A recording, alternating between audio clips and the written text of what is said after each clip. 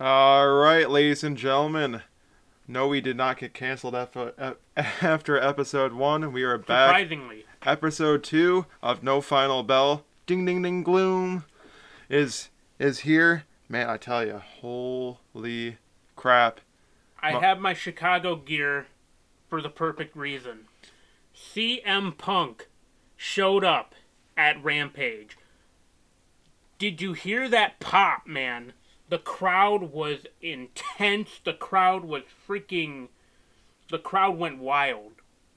And for all the right reasons. You could hear it, honestly. Also, I will say this right now, and I know you said we don't want to do a lot of swearing, but to anyone making fun of the crying CM Punk fan, no ifs, ands, or buts about it, fuck you. Yes. You should not ever disrespect a man's emotions for something he is passionate about. Now, somebody that was emotional was CM Punk. You could definitely hear it in his voice. You could see it in his, in his eyes. You can see that this is what he wanted. He heard us for 7 years. And I'm glad he did, because those fans were chanting for him. They were waiting patiently. And as much as I have to say this, him leaving WWE was the best for him to do. He had to leave that cancer, is what he said. He had to leave the place that made him sick in the first place. And honestly, I'm glad he's in AEW. And of course, his first opponent after a long, lengthy away is Mr. Darby Allin, the one that called him out beforehand. So I hate to say it, I really do think that CM Punk should be ready, should be focused. He's already training with Malachi Black in the Octagon, so I hope that this is going to be the training that he needs heading into this match September 5th at a sold-out arena. And no, it's not the United Center, No, it isn't. Which is interesting. It's another place in Chicago, Illinois. And I tell you what, Marty, I'm definitely, if you're an AEW fan, you definitely need to buy that pay-per-view. We are definitely going to. We're going to be watching it. We're going to pay the $50 on the BR Live app. It's going to be great. All Out is already shaping up to be a great card. I mean, they haven't even announced that many matches. It was just that one match.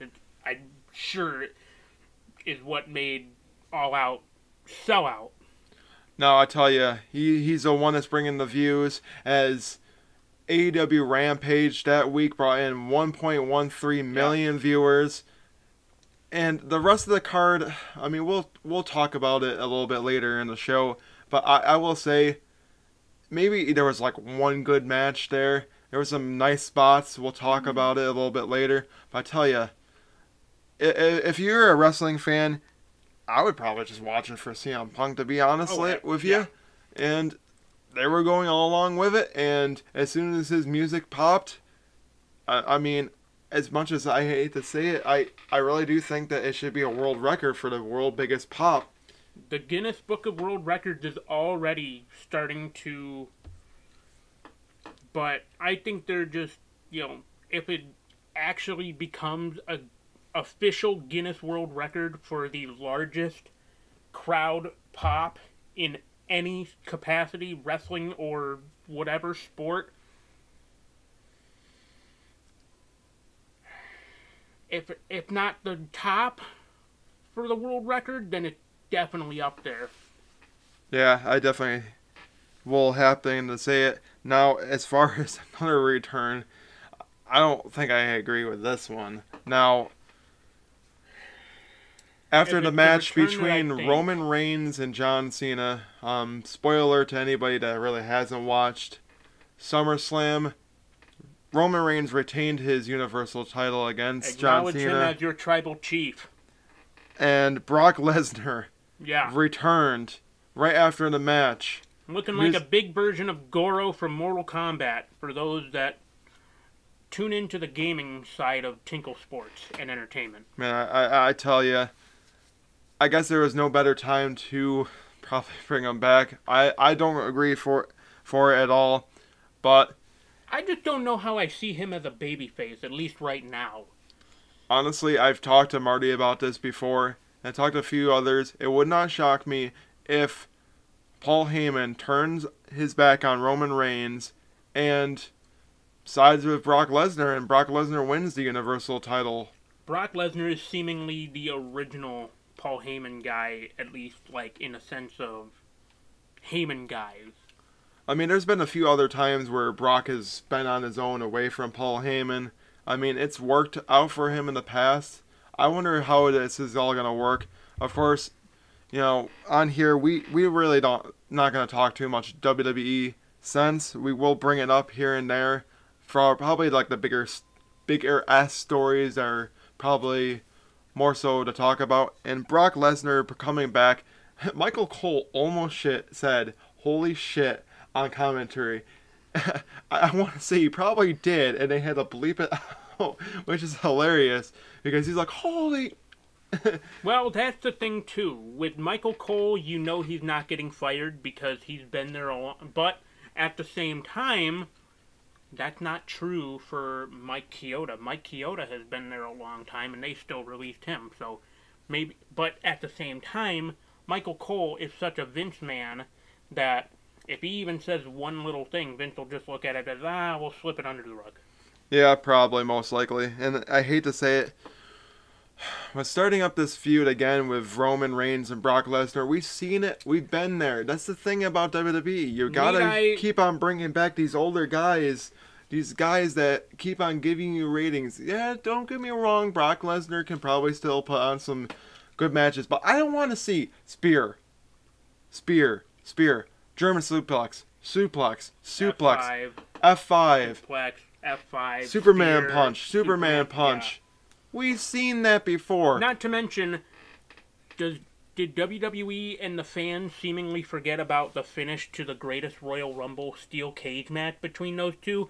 They ruled it as Brock Lesnar won because he was out first from the cage. We all know, technically, it was Roman Reigns because he's the one that hit the mat first after the cage collapsed.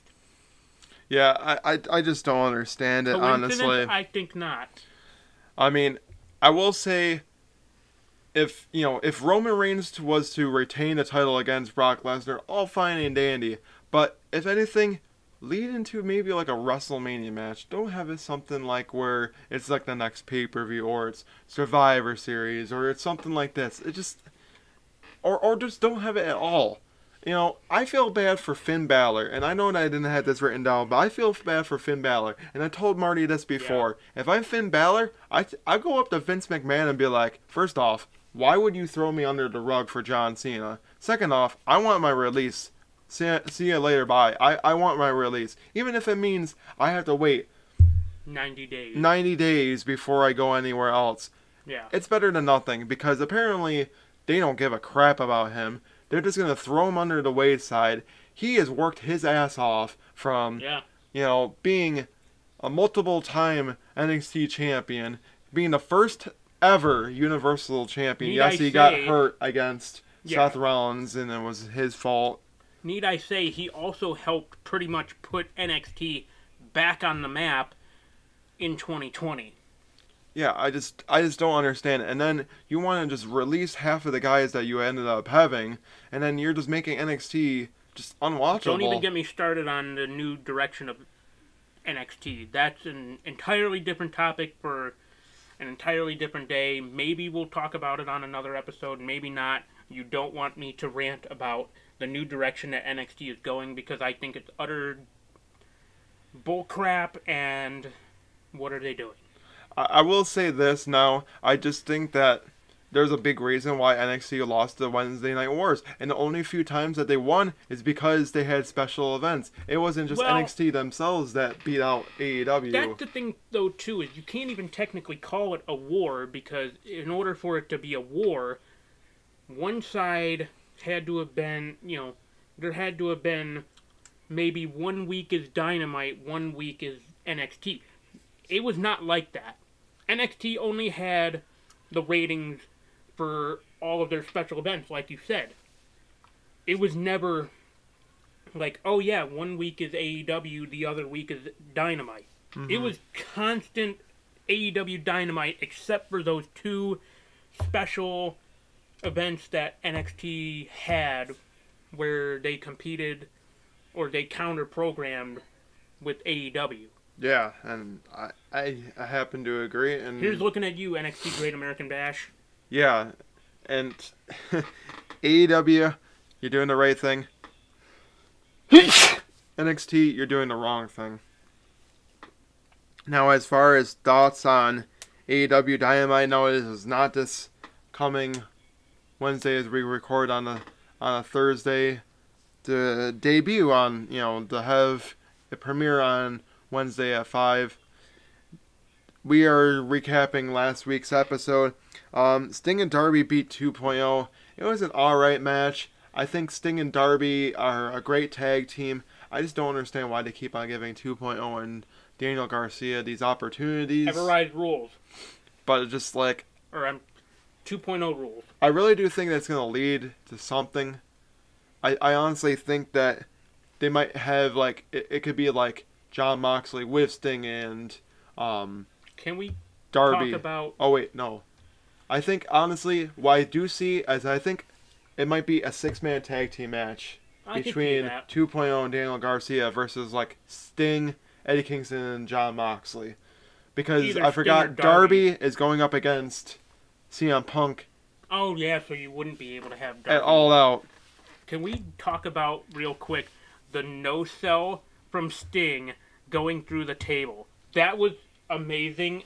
I actually kind of thought it was funny, but at the same time, a lot of people made some good points on Twitter. He's been doing this, like, the whole hulking up thing and, like, the pounding the chest. He's been doing that pretty much his whole career. Mm-hmm. So... It was good.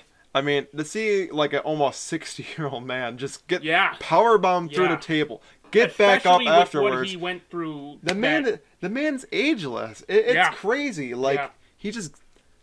Like, which is weird because when he was in WWE, I feel like age was kind of getting to him. Now he's in AEW, and it's like he's 20 years old all over again. Yeah. It's insane how much this man is ageless, and I think pairing him up with Darby Allin was the best thing character-wise for Sting.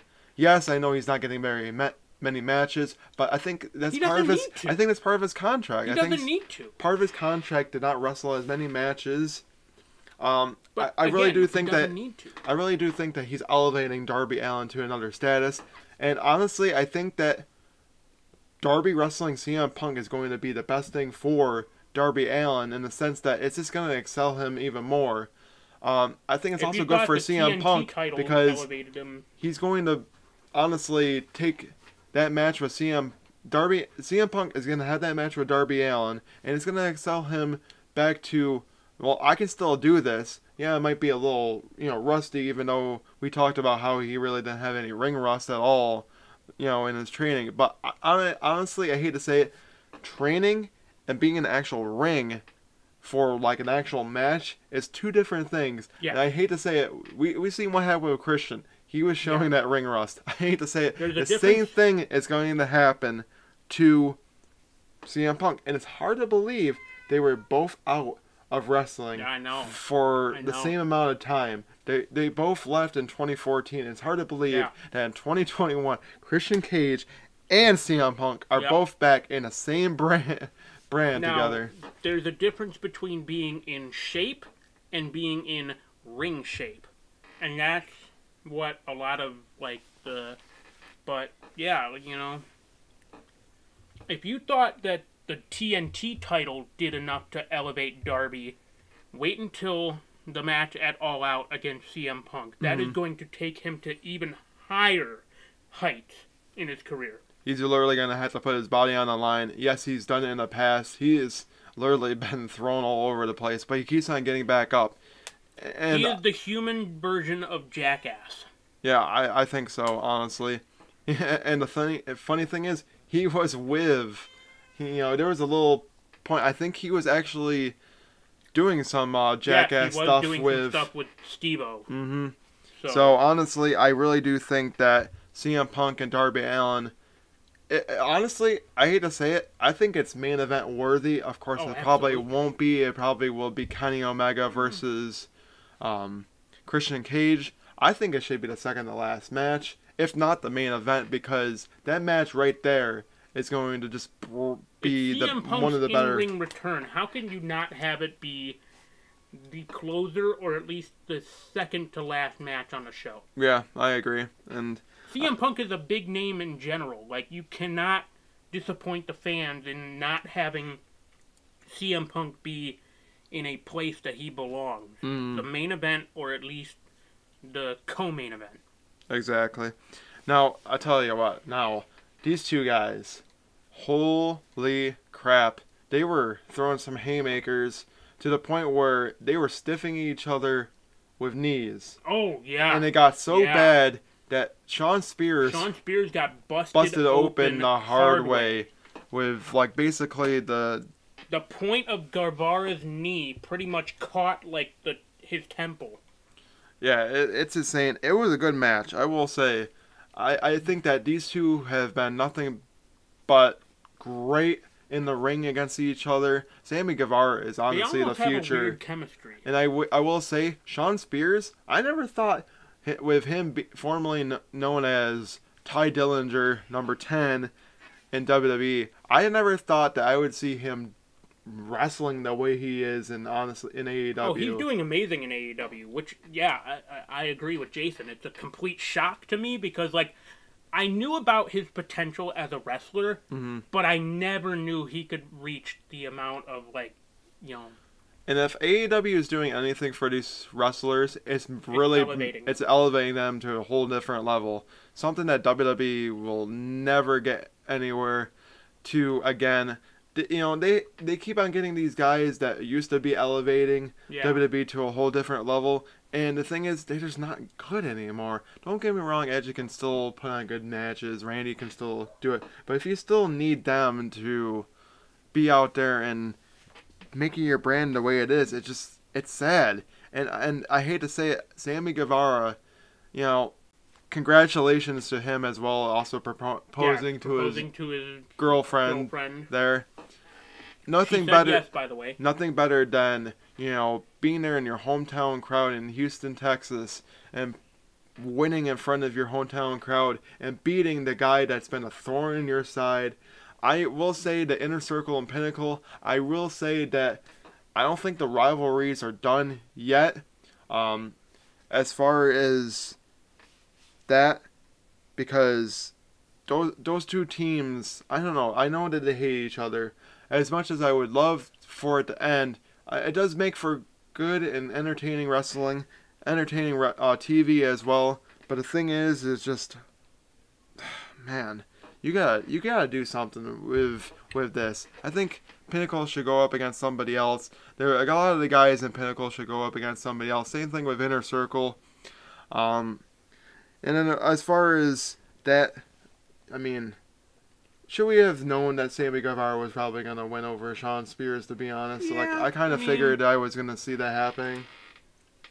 Here's the thing, too, and it's not to say that Sean Spears isn't, like, you know, say what you want about Sean Spears in AEW, but like Jason said before, he's really, you know, I never thought that, like, Sean Spears could put out quality matches like he's putting out in AEW. He's putting out bangers of matches. And especially against, especially against Sammy Guevara. Yeah, he is. Now, this one we're going to kind of tie together, but, so on Dynamite itself, the Young Bucks defeated Jurassic Express. Wow. Okay, let me say that again. The Young Bucks defeated Jurassic Express to retain the titles. But then on Rampage, Jurassic Express beat Private Party in the World Tag Team Title Eliminator Tournament to move on to the finals to face off against the Varsity either the Lucha Bros or the Private Party or Varsity Blondes. Now, I tell you what, I see that. And it just infuriates me that, like, why would you have them going to the finals of the tag team eliminator, and then they could potentially say, who knows?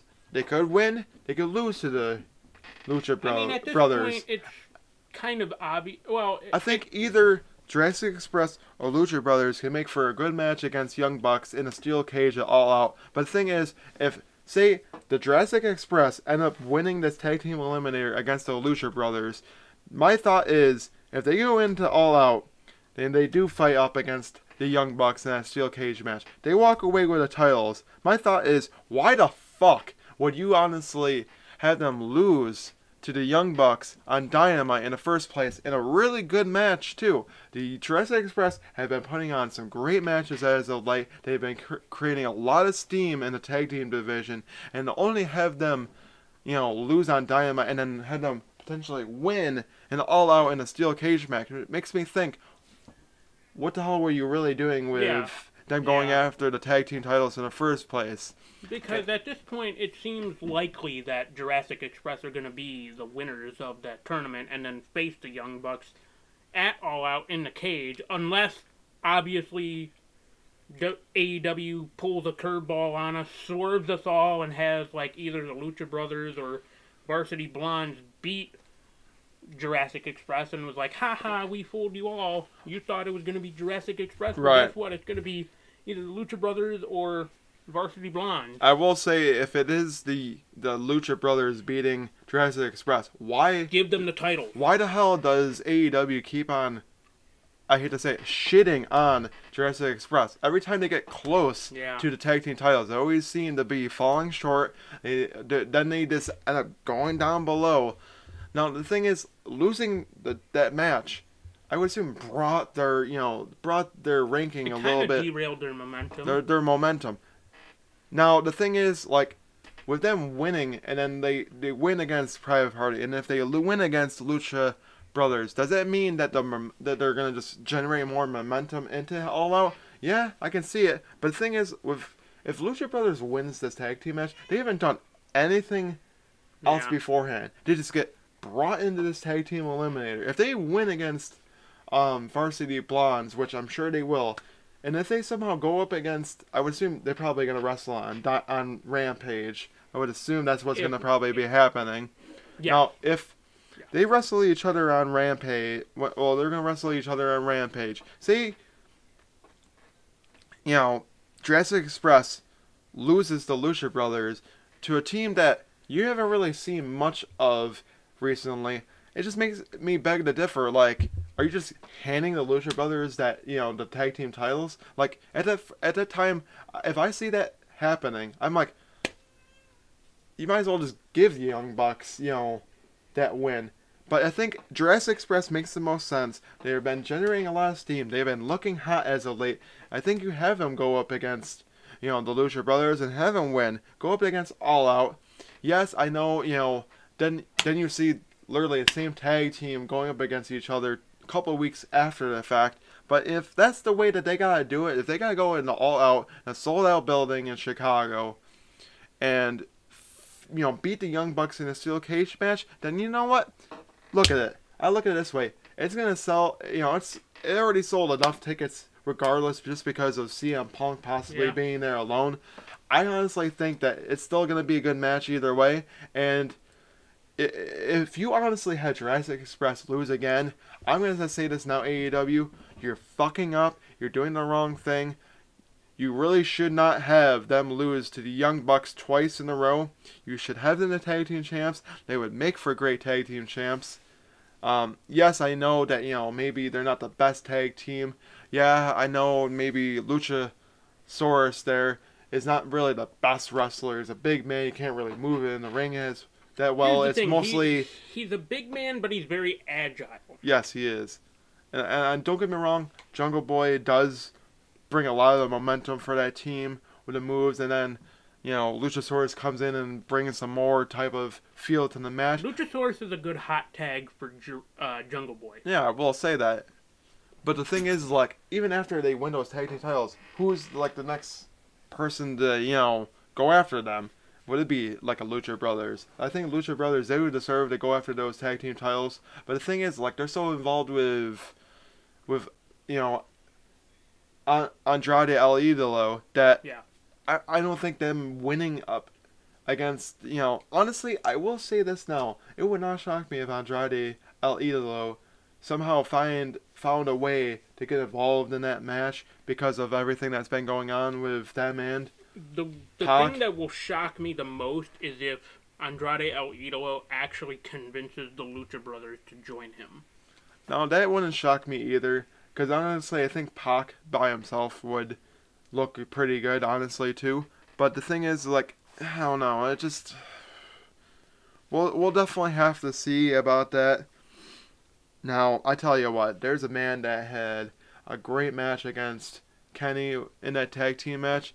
Now, I tell you what, he says, next time he goes up against a guy like him, he knows what to do. I honestly think that, is he a future champ, and do you think he's a future of AEW? We'll see what happens. We'll see what happens with the match at All Out between Christian Cage and Kenny. But honestly, we'll see. No, I'm talking about Dante Martin. Oh, yeah. Do you think that Dante Martin's a future champion and the future of AEW? I would like to see him be a future champion, but to be fair, I still think he needs a few more wins under his belt. I still think he needs to prove himself. Not saying that he didn't prove himself in that tag match with Kenny, but I was about to say, even if his brother was to come back, honestly, it would be super cool to see them go after the tag team titles. And it sucks that I don't even know where his brother has been. But honestly, right now with the momentum that he's been creating, I think he would be better to be as like a singles competitor. And yeah, I get it. There's Miro as a TNT champion. There's Kenny being the AEW champion until otherwise. You have Christian Cage as the Impact champion if he wanted to go down that route. Yeah, exactly. And honestly, it wouldn't even shock me to see him tag up with his brother and then go after those tag team titles. Because Top Flight there were really great rookies. And honestly, I really do think that Top Flight can eventually be future tag team champions. So first, before I see a TNT title reign, which he very well could be a great TNT champion. I don't think he is anywhere even close to being a world champion as of yet. I think that he's definitely is the future, and the moves that he's been doing in that ring and the way that he's been moving around at just 20 years old is unbelievable. He hasn't even hit his prime yet, and I honestly think that he is definitely in future plans for AEW, and I really do think that he is somebody that can sell some tickets and sell out arenas and just be a great champion in the future. Yeah. As far as right now, it just sucks because I think everything is derailed because he hasn't really been seeing much TV time other than the fact that he did tag up with the Best Friends there against the Elite. So I don't know. We'll definitely see. I really do think that he's somebody that is AEW. It's all about it. If he was to go anywhere else at this point, I just think they would derail all the momentum he has generated as of right now. Well, that's the thing too. He does, the AEW tag team titles aren't the only titles like within that AEW infrastructure, I guess you could say, that he could challenge for. Him and his brother Darius. Yeah, it could be the Impact World Tag Team titles. The Impact World Tag Team titles against the Good Brothers there. They travel with the Elite anyways, and it's just another title under their belts. No pun intended. Now, I'm honestly happy to see this man get back into the ring. Paul White is coming back to wrestle QT Marshall at All Out. Honestly, I don't think it's going to be really the best match in the world, but to see Paul White back in the ring will definitely be interesting. It definitely shut up QT Marshall there, and I just think that Paul White deserves to have that opportunity to wrestle again. Yeah, I do know that he was brought on. I mean, QT did have a point that he was basically brought in to just be a ring announcer, But Paul White definitely had that edge in him, and he's like, you know what, I want to at least have one more match, if not a couple more matches. Chokeslam.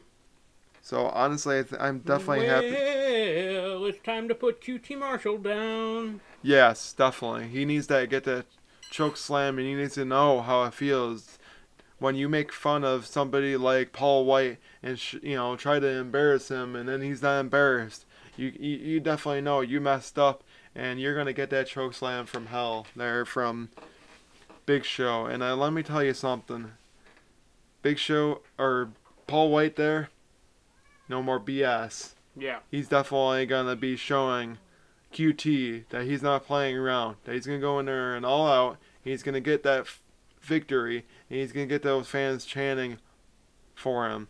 So for all those fans that say please retire, well, let me tell you something. After that choke slam, I don't think he has plans to retire. Paul White is not close to retiring whatsoever. Paul White is gonna shut those doubters up. Yeah, definitely. Thunder Rosa ended up beating Penelope Ford in probably the most uninteresting match I've probably seen in a while. It's not to say that we're discrediting the women, because they bust their ass. It's just that the match didn't really deliver. So Penelope Ford is not really honestly that great. I mean, don't get me wrong.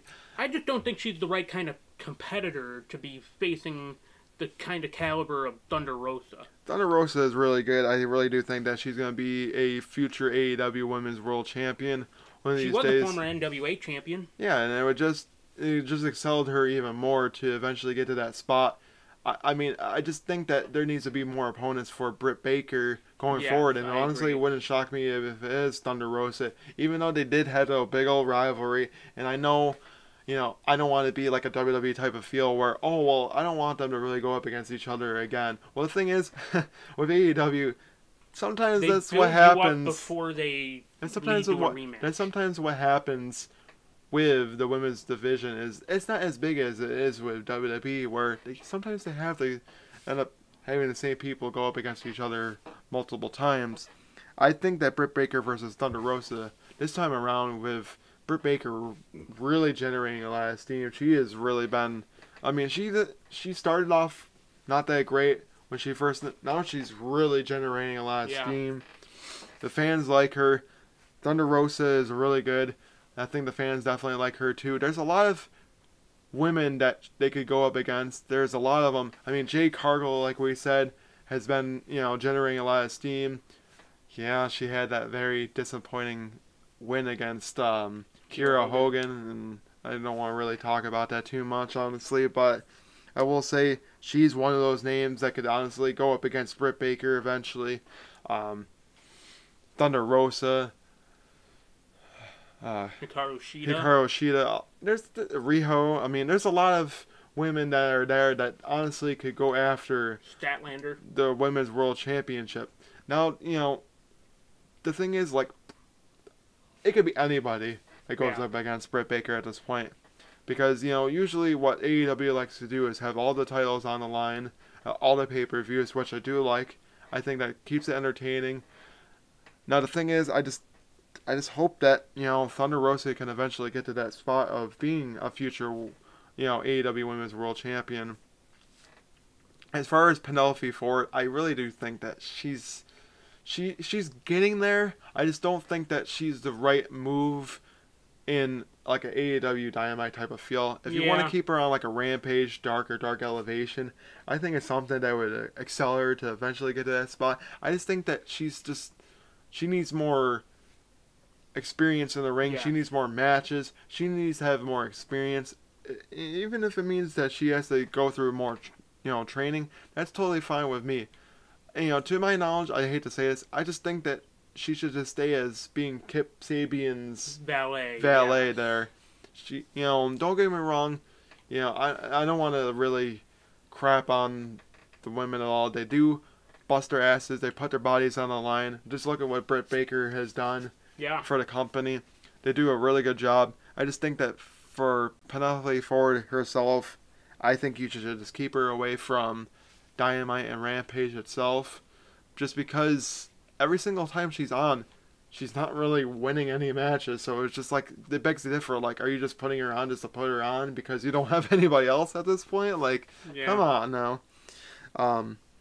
As far as this, I mean, MJF submits Chris Jericho. What does that mean for the Pinnacle and Inner Circle? Honestly, I think what it means is now Chris Jericho did say that he wants to face off against MJF again at All Out.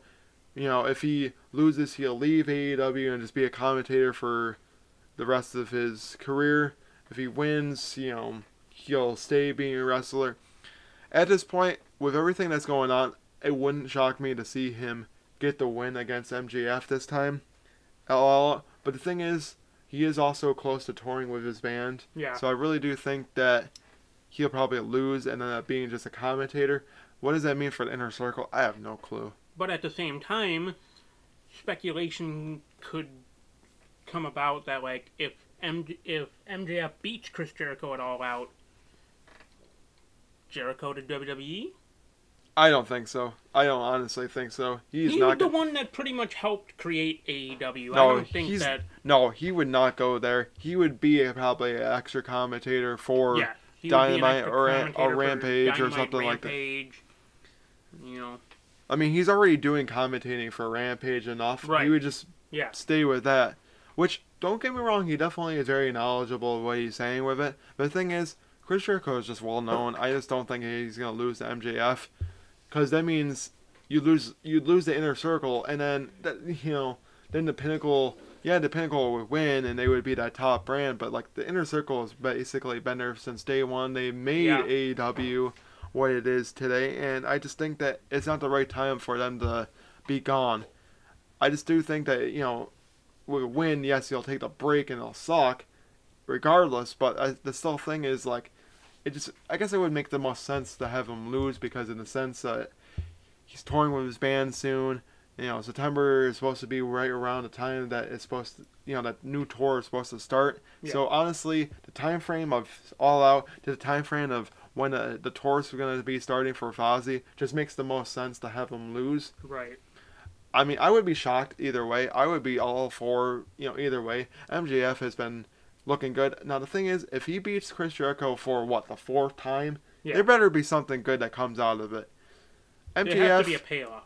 There definitely has to be a payoff. MJF is at least good enough to be a champion. Yeah, it sucks that he had the opportunity against Jon Moxley and fell short. But the thing is, I think he would be good enough to be a TNT champion, to eventually lead into being a world champion. The thing is, I just think he needs more exposure to the game. He has definitely had some great matches.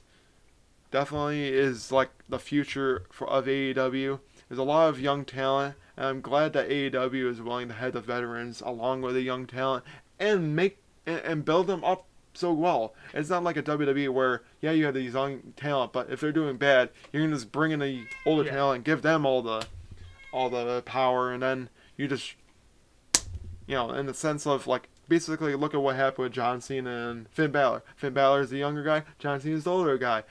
You put in the veteran in there because you already know that he's gonna do well, and then the younger guy there, Finn Balor, is just like, what the hell did I do wrong?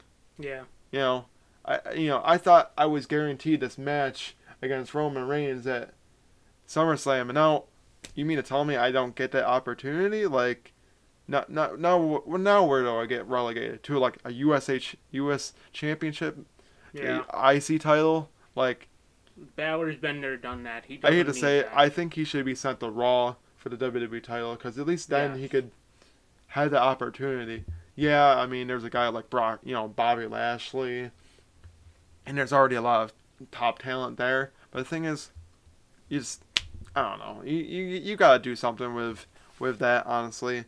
Same thing with MJF. He's definitely somebody that can be a future champion, but he better be somebody that you can have future plans with. Now, I tell you, man. It would not shock me. CM Punk definitely loves to stir the pot. He had AC in his Rampage, debut. with his debut in AEW. Then he was on Dynamite and had BW. So he definitely knows how to stir the pot. But somebody that might be in there before the other one is Adam Cole, baby. Now, I tell you what, it would not shock me if he shows up on Rampage. I honestly think that if he does, it's going to bring in viewership. I think there's going to be viewership alone anyway. But, like, they definitely like to have Rampage as that show where, like, you have, you know, the big debuts. You have the big debuts. You have or the shocking moments in general. Especially with Christian Cage beating Kenny Omega. Man, I tell you, Rampage might not be something that has like the best wrestling as of late because of it being an hour show. But I tell you what, if it's for anything, it's for when that's like the best time to have guys debut. Yeah. And I think Adam Cole would make the most sense. I think he's somebody that can really do well for AEW. I mean, if you're like a company like WWE, you're just looking at this. I know they don't really care, but like you have to be like, what the hell are we doing wrong? What do we have to do? Yeah. You gotta start building for the future, damn it. You really do, because guys like Adam Cole, as the future, are gonna want to go up to a company that values the future, and they're gonna be like, well, why the hell did I go here when I could have been there to begin with? Yeah. So. Well, that's the thing too. If you're gonna have Adam Cole debut in any city, Panama City, Florida. He is the Panama City Playboy after all. Is that where they're gonna be for Rampage? No, but I'm just saying in general, if you're gonna debut him anywhere, have it be in Panama City, Florida. Well, the thing is that they're not gonna be in Florida anytime soon. That's the only I problem. know, but the thing is, I really do think that having him in AEW would really excel his career to new heights. He's somebody that can wrestle for the AEW World Title. He's somebody that can wrestle for the TNT Championship. He's someone that maybe you can pair him up with somebody and end up going after the tag team titles. I mean, he did well with, his faction there in NXT. Undisputed Era. Yes, Undisputed Era. He was great by himself as the AEW champion. He was somebody that was great as the North American champion. He's somebody that was... He would be a great AEW champion, but you meant to say NXT champion. Yes, NXT champion. He was the NXT champion. He was a North American champion. He was the first ever Triple Crown NXT champion. I tell you. Before... Actually, now that I think about it, I think Johnny Gargano was the first ever Triple Crown. But even then, Adam Cole is still a Triple Crown champion in NXT. He won the NXT title, North American title, tag team title. Mm-hmm. So exactly, and honestly, Adam Cole's had a hell of a career in NXT. So and you can't discredit him for that. And also, all the signs point to Bray Wyatt eventually showing up in AEW Dynamite, and honestly, I would be for it, because I really do think that WWE did him wrong. He's somebody that can also get that spotlight. As far as a new character, I mean, who knows? He can probably have creative freedom, something that he wanted in WWE, but that he didn't get, and then they end up giving it to Alexa Bliss, and just what are you doing with that? Honestly, it wouldn't shock me that Alexa Bliss ends up being like one of the ones that end up getting released. No. Yes, I get it. She's looking really good, and she can play that character very well. But the thing is this. It's gonna get dull after a while, and then Bray Wyatt was doing it so much better. The way that he was doing it every single week just made more sense. Alexa just has absolutely no idea what the hell she's doing. You might as well bring her back to the way she was. She was better as that than she was as what she is now. Now, from one former member of the Wyatt family to another, Braun Strowman, Adam Scherr. Rumors are going around right now. We didn't have this written down, but rumors right now are going around that he might show up in Impact Wrestling. Him and Buddy Matthews, formerly known as Buddy Murphy. I think I would be all for it, honestly. That would be amazing. I think Impact and AEW are going to be two of the top brands, in the coming future. Honestly, NWA might be something that could eventually get there too. But the thing is, I really do think that going in the future of wrestling, I really do think that AEW and Impact are going to be the two top brands. And I think WWE is just going to fizzle off. Yeah. I really do think so. Speaking of NWA, though, Empower is this Saturday, the 28th. If anybody's interested, the full card is, handful of matches. It is the Women's Invitational Cup. It is the Women's World title on the line, Layla Hirsch versus Camille. Knockout title on the line, Melina versus Deonna Purrazzo, which that is the main match that I'm really looking forward to. You have some tournaments to crown the first ever, I believe the first ever, NWA Women's World Tag Team Champions.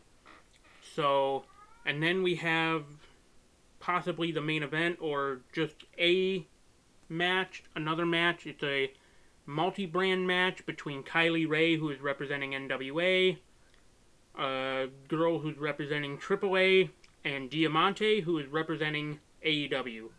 It will be interesting to see what happens at NWA Empower. First ever all-women's pay-per-view for NWA. And honestly, I'm all for that. I really do think that, it could be better than what WWE did with their... And it's not to say that Evolution was a bad pay-per-view, it's just that it probably could have been booked better. Oh yeah, of course. Anything at this point in especially WWE... considering WWE didn't have all those women from all these other different wrestling promotions for their pay-per-view. I hate to say, I think WWE at this point, anything they come up with could be made a lot better. Any other promotion can come up with something 10 times better than WWE. Right, exactly. I mean, honestly... That probably concludes our episode here. Go ahead and check out our other brands. We have it kind of down below. We have it down below right there. Yeah, we have it down below to the right. Please check out the seal. It is coming October 8th. Please also follow us on Instagram and Twitter. At Tinkle Sports. Please also check out check out our Facebook page at Tinkle Sports and Entertainment. If you'd like to, follow us on Instagram, Twitter. My account for Twitter is at Marty_wrestling. If you want to check me out there.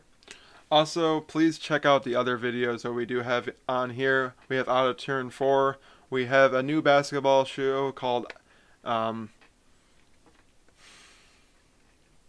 remember what it was, but either way, we have a new please basketball check out show. our YouTube channel. It's Tinkle Sports Entertainment. We have a whole bunch of shows on there. Please give us... If you haven't tuned into the first episode of this podcast, please also give us a like, comment, subscribe for more content.